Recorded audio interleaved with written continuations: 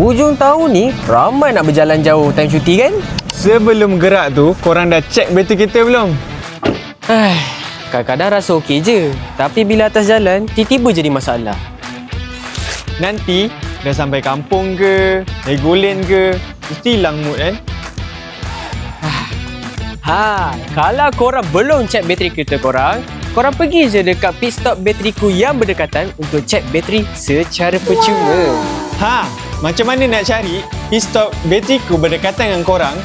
Saya ajar. Cara cari senang je. Type bateriku.com dekat Google, korang akan jumpa branches Malaysia. And pilih negeri yang korang berada sekarang. Contohnya Kedah. And slide bawah sikit, tada! Cari je pit stop yang berdekatan ataupun search sahaja dekat Google bateriku.com near me.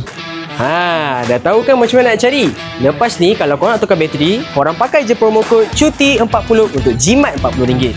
Perjalanan akan lebih smooth hujung tahun ni. Tukar sebelum kong, bateriku.com.